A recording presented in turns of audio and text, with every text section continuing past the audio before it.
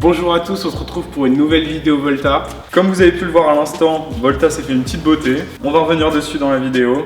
C'est parti!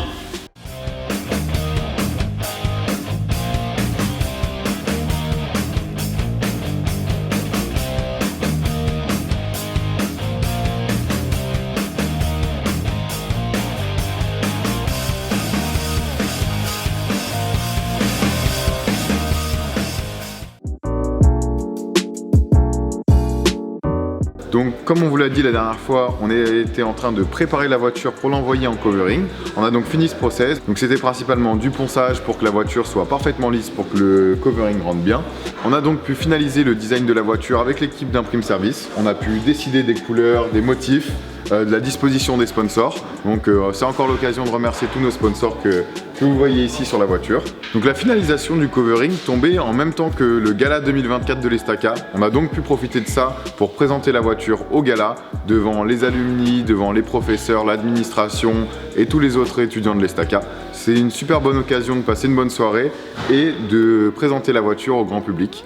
On a donc pu faire un reveal digne de ce nom avec des néons verts sous la voiture et un drap noir qui a été tiré. C'était très sympathique de pouvoir présenter notre travail devant tout le monde. On espère donc que la voiture vous plaît. Vous pouvez nous dire ce que vous en pensez en commentaire. Maintenant, retour aux techniques.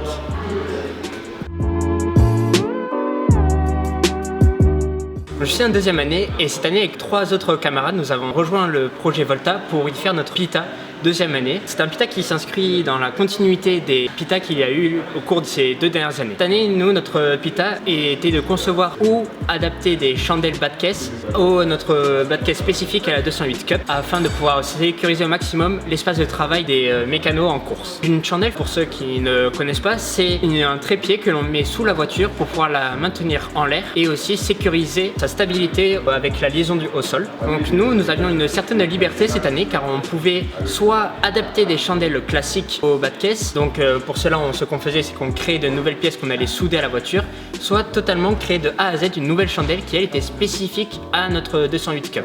Alors on a décidé de prendre donc ces 2 méthodes. Pour l'avant de la voiture, donc vraiment au niveau des roues avant, on a décidé d'adapter le bas de caisse en venant souder une plaque pour y rentrer des chandelles que vous pouvez voir en rallye et qui permet de pouvoir faire un basculement avec l'arrière de la voiture lorsqu'on décide de soulever cette partie. Pour l'arrière, on a décidé de créer des chandelles de A à Z. Pour ça, on a récupéré la partie la plus lisse possible pour venir adapter un petit support qui permettait d'avoir une bonne stabilité et une bonne répartition de la masse. On a aussi donc créé un nouveau trépied spécifique à la hauteur demandée par l'équipe pour être le plus à l'aise possible. On a donc pour ça fait plusieurs versions qui ont été au fur et à mesure validées ou non par nos référents, ce qui nous a permis de pouvoir améliorer, aller dans de nouvelles directions, utiliser de nouveaux matériaux pour pouvoir faire la chandelle qui leur correspondait le plus. La dernière étape de notre PITA est de fabriquer ces chandelles et ainsi pouvoir vérifier leur bon fonctionnement.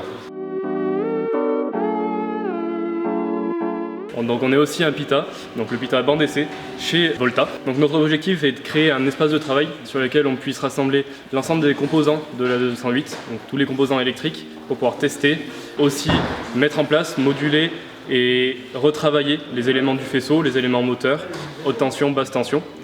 Donc nous avons commencé par une petite phase sur laquelle on a défini le problème, défini le besoin avec les membres, donc un espace de travail qui soit modulable, qui soit déplaçable aussi, qu'on puisse amener là où on en a besoin, au plus près de la voiture aussi. Nous avons continué avec une phase de modélisation pour certains éléments, notamment le support moteur, puis une budgétisation de nos besoins, que nous avons pu revoir à la baisse avec pas mal de matériaux de récupération qui nous ont permis de du coup réduire le coût du projet et accompagner au mieux la voiture.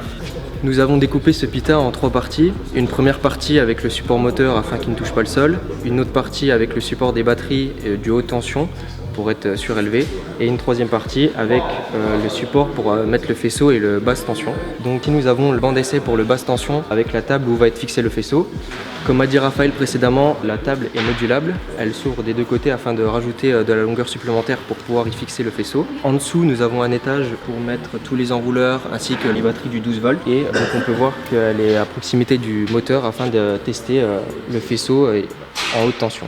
Donc ici pour le support moteur, c'est un support provisoire. Le support moteur, nous sommes en train de le concevoir et il devra arriver d'ici quelques jours.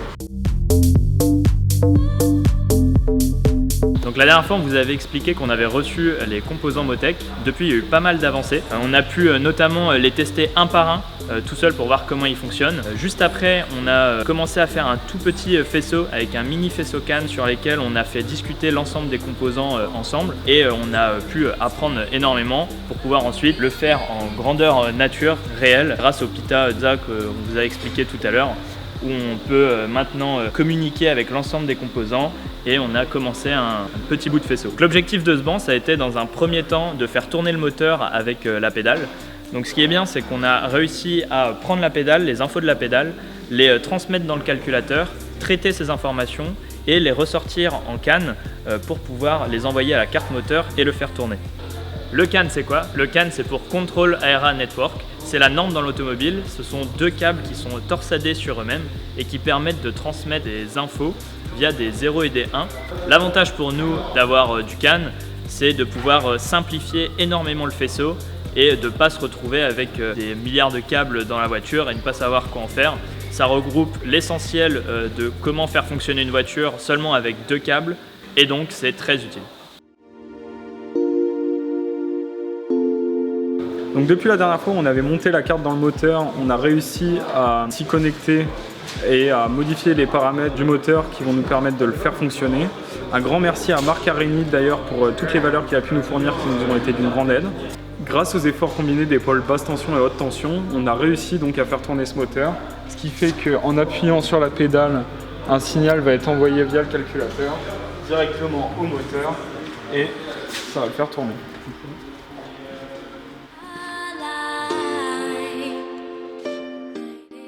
Merci beaucoup d'avoir regardé la vidéo, on espère que ça vous aura plu. N'hésitez pas à laisser un commentaire et à vous abonner, ça nous permet de partager avec vous un maximum d'expériences et d'anecdotes autour du projet Volta. On se retrouve en septembre à la rentrée pour la Coupe Florio.